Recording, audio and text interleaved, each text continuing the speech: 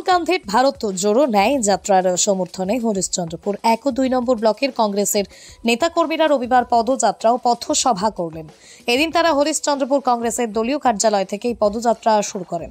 হরিশ্চন্দ্রপুর সদর এলাকা পরিক্রমা করে শহীদ মোড়ে এসে শেষ করেন। তারপরে এখানে পথসভা করে দলের নেতৃত্বরা বক্তব্য রাখেন। এদিনের এই পদযাত্রায় অংশগ্রহণ করেছিলেন হরিশ্চন্দ্রপুর ১ নম্বর ব্লক কংগ্রেস সভাপতি বিমান বিহারী বসাক, হরিশ্চন্দ্রপুর ২ নম্বর ব্লক কংগ্রেস সভাপতি আবুল কাশেম, রাজ্যের সাধারণ সম্পাদক জিয়াউর রহমান চৌধুরী, হরিশ্চন্দ্রপুর ১ নম্বর ব্লকের পঞ্চায়েত সমিতির সভাপতি তহমিনা খাতুন, জেলা পরিষদের সদস্য আমিনুল হক, হরিশ্চন্দ্রপুর বিধানসভার যুব সভাপতি আমিরুল ইসলাম সহ অন্যান্য নেতৃত্বরা। জানা গিয়েছে ১৪ই জানুয়ারি থেকে কংগ্রেসের দ্বিতীয় জনসংযোগ যাত্রা শুরু করেছে সাংসদ রাহুল গান্ধী। গতবার ভারত জোড়ো যাত্রায় দক্ষিণ ভারতের সঙ্গে উত্তর ভারতকে জুড়ে ছিলেন রাহুল গান্ধী। এবার অভিযানে নেমেছে কংগ্রেস নেতা। মণিপুর থেকে শুরু হয়েছে এই জনসংযোগ যাত্রা। এরপর তা পৌঁছবে নাগাল্যান্ডে। সেখান থেকে এক এক করে অসম, অরুণাচল প্রদেশ, মেঘালয় থেকে রাহুল গান্ধী পদযাত্রা করতে আসবেন পশ্চিমবঙ্গে। ৫ দিনের পদযাত্রায় বাংলার ৭টি জেলার মধ্যে দিয়ে যাবে কংগ্রেসের জনসংযোগ যাত্রা। মোট ৫২৩ কিলোমিটার পথ পেরিয়ে বিহারে পৌঁছবেন। সেখান থেকে ঝাড়খণ্ড, ওড়িশা, উত্তরপ্রদেশ, মধ্যপ্রদেশ, গুজরাট হয়ে ৬৭ দিনে ১৫টি রাজ্যের ১১০টি জেলার মধ্য দিয়ে গিয়ে মুম্বাইয়ে শেষ হবে এই পদযাত্রা। আজকে ইম্ফল থেকে, মণিপুরের ইম্ফল থেকে, বেথাল মাঠ থেকে আজকে ন্যায় যাত্রা শুরু করেছে।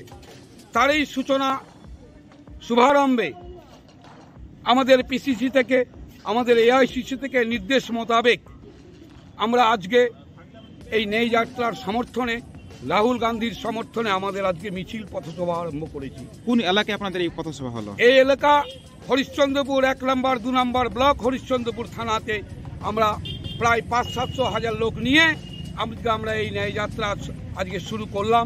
আমাদের এই ন্যায় যাত্রা চলতে থাকবে। গ্রামে গঞ্জে মানুষের পাড়ায় পাড়ায় আমরা এই ন্যায় যাত্রা, রাহুল গান্ধী একদিকে করবে, আমাদের দল আমরা একদিকে করব। পাগলে কিনা বলে ছাগলে কিনা খায়। আজকে ১৩৮-৩৯ বছরের দল আজকে এই ভারতবর্ষটাকে যদি ভারতবর্ষ রূপে পরিণত করে থাকে, তাহলে তার অবদান কেবলমাত্র জাতীয় কংগ্রেস। এই জাতীয় কংগ্রেসের বিচারধারায় কিন্তু এই ভারতবর্ষকে স্বাধীন করেছিল। তখন কোথায় ছিল সেই বিজেপি? তখন কিন্তু সেই বিজেপি দলই তৈরি হয়নি।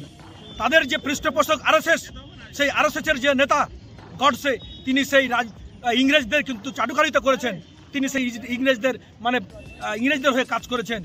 ভারতবর্ষের নাগরিকদের সাথে তারা বেইমানি করেছেন। কিন্তু এই ভারতবর্ষের এই জাতীয় কংগ্রেস, তারাই কিন্তু ভারতবর্ষকে দিশা দেখিয়েছে, ভারতবর্ষকে পথ দেখিয়েছে। আজকে এই আরএসএস এবং বিজেপির নেতৃত্বে ভারতবর্ষের যে সরকার, এই সরকার আমাকে একটা কথা বলুন, যে বিরোধীরা যে কথা বলছে, ভারতবর্ষের কোনো একটা সম্প্রদায়, কোনো একটা মানুষ, কোনো একটা কমিউনিটি, কোনো একটা জাতি এদের যে কার্যকলাপ তাতে খুশি আছে। যদি একটি গল্প বলে, তারই বিরুদ্ধে আমাদের জননেতা, ভারতবর্ষের যে জননেতা রাহুল গান্ধী, তিনি প্রথম ফেজে শুরু করেছিলেন ভারত জোড়ো ন্যায় যাত্রা। প্রচুর সাড়া পেয়েছেন। তাই আজকে সেকেন্ড ফেজ হিসাবে ভারত জোড়ো ন্যায় যাত্রা তিনি মণিপুর থেকে আজকে মহারাষ্ট্র পর্যন্ত শুরু করলেন। আজকে শুভ আরম্ভ হচ্ছে আমাদের মণিপুর থেকে। লোকসভা ভোটের আগেই বিজেপি রাম মন্দির সব উদ্বোধন করছেন, এতে কংগ্রেসের ভরাডুবি তারা মনে করছেন, কি মনে করবেন? আর দেখুন, এতে ভরাডুবির কিছু নেই। মন্দির আছিল, মন্দির আছে, মন্দির করছে একটা সম্প্রদায়ের জন্য, খুব ভালো জিনিস, এটা কোনো খারাপ জিনিস নয়। কিন্তু মন্দিরের পিছনে, মন্দিরকে নিয়ে যারা রাজনীতি করতে চায়, মন্দিরকে ঢাল করে যারা ভোট ভিক্ষা করতে চায়, এটা হচ্ছে অপরাধ। মন্দির করা কোনো অপরাধ নয়। মন্দির আমরা চাই মন্দির হোক, কিন্তু মন্দিরকে সামনে রেখে মানুষকে ভিক্ষা চাও, ভোট ভিক্ষা চাও, এটা হচ্ছে অপরাধ।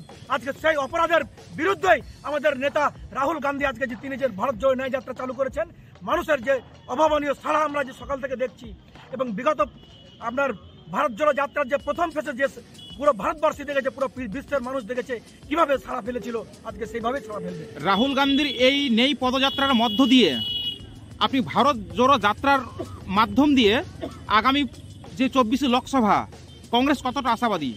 দেখুন, আমরা 100% আশাবাদী।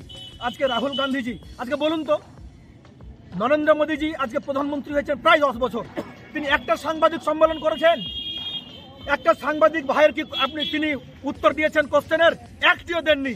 আপনি বিগত দিনের প্রধানমন্ত্রীদের রেকর্ড চেক করুন, প্রত্যেকের সাংবাদিক সম্মেলন করেছেন এবং সাংবাদিকদের প্রশ্নের উত্তর দিয়েছেন, যারা চতুর্থ পিলার আমাদের এই সংবিধানের। কিন্তু এই নরেন্দ্র মোদী তিনি একটিও সাংবাদিক সম্মেলন করেননি, তিনি প্রশ্নের সম্মুখীন হবেন না বলে তিনি কিন্তু সেই একটি সাংবাদিক সম্মেলন করেননি।